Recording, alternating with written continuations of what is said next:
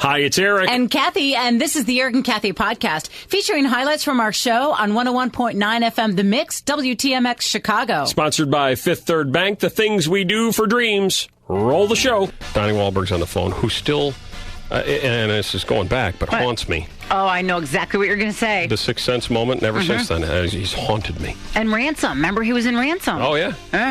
Haunted me. Hi, Donnie Wahlberg. I'm sorry that I'm haunting you. In a good way, though. In a very artistic, creative, motivational way. Yeah, thanks. Thanks for joining us. You know, I've been seeing the promos for Blue Bloods. You know, it's the multi-generational cop family in New York. Tom Selleck. You, Tom Selleck, and a host of others. You have to be honest with us, because we've had Tom on a bunch of times. The whole nice thing that he's doing, that's fake, right? Like when you get him alone, he like doesn't like puppies and old people and stuff, right? Well, I'll tell you. First things first. He's a guy's guy. He's a real guy, and he's a smart guy and solid guy. But I want, you know, the way I sort of really get a take on people is how they act with fans, because I'm real big about, you know, giving time and energy to my fans. And, you know, I've seen Tom, you know, when he had no idea that I was watching, you know, from across the street from my trailer or whatever. And not only does he stop for regular people on the street, he stops for, like, New Kids on the Block fans that are, like, hanging out of the trailer waiting to see me. You know, he'll go over and say hi, and they're like, oh, my God, Tom, take a picture so I can show my mom. And he's like, of course. I mean, that's the way that I sort of, you know, I try not to judge anyone, really, but the way I do judge is by how they treat, you know, the regular people on the street. And, you know, I've seen few better. You know, he's like a guy running for president, but, you know, he's not up for office. He's just doing it because he wants to do it. Now, Donnie, seriously, New Kids on the Block fans showing up on set. They usually camp out. There's usually like 20 hardcore regulars, and then the fringe ones come, and they know where I'm shooting before I know.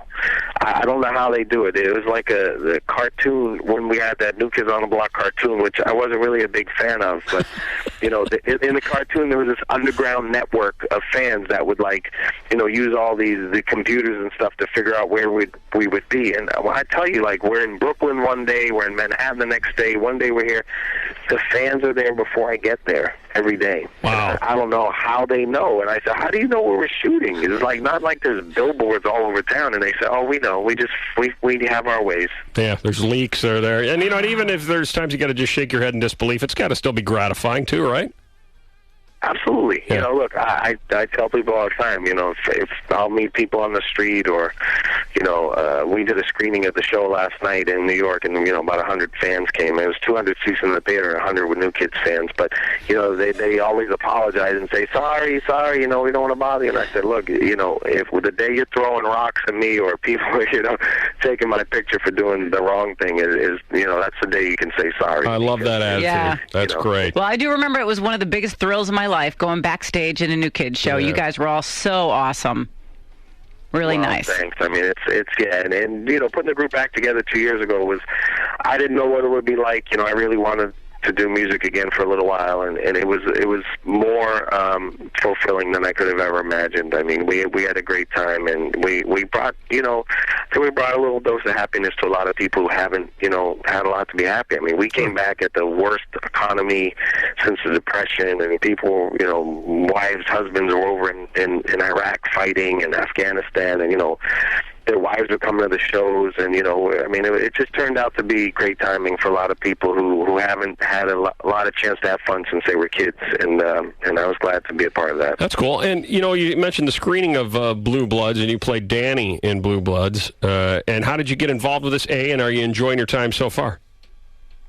Yeah, well, I'm having a great time, first of all. I mean, shooting in New York is amazing, but working with the cast I'm working with and the writers, you know, are two of the head writers for the Sopranos, and it's really it's an amazing group to work with, but, you know, it came about really, I don't even know how. I think I was flying to Canada to work on some music stuff, and with Jordan Knight or something. I landed and I had an email saying, hey, there's a script, why don't you read it? It's really good, and they want you to play this part. And I read it. I said, yeah, I'd love it. And I said, well, where do I meet with the people? And I said, well, they're in Toronto trying to find this guy. They can't find him, and they're hoping you're the guy for it. And I said, well, I just landed in Toronto, and 5 minutes later I was in a meeting with the creators of the show, and they were like, you're our guy, and we heard you on tour, you wouldn't be able to do it, so we looked for other people, but you've been our guy since day one. And I said, well, if I get to play Tom Selleck's son, I'm in. And they said, well, he's your dad, so let's get to work. That's flattering. Not to mention Bridget Moynihan on the show.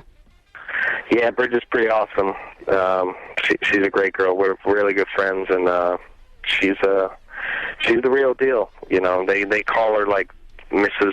Tom Brady's ex or whatever up in Boston, but oh, do they? And that's where I'm from. But she's definitely nobody's ex. She's a really talented actress, and we're very lucky to have her on the show. And the whole show is a family of cops, New York cops. I got to believe with the multi-generational thing. There's headbutting that goes on, and there's absolutely. Mm-hmm. I mean, in the first episode, which everyone can watch tomorrow night, you'll be very surprised at some of the stuff that takes place. I mean, my character plays the son of the police commissioner. Tom plays the police commissioner in the show, and my character, you would think he's the furthest thing from related to the police commissioner with some of the choices he makes on the job. And but my character does what he thinks is the way to get the job done, and it's really fun. I think I really feel like I'm getting to play one of the most fun characters that I've had a chance to play. Great. In my career. Can't wait for tomorrow night. Yeah, that'll be cool. I'm looking forward to seeing it. You know what? It's terrific spending a couple moments with you. I hope we can do it again soon. I look forward to it, guys.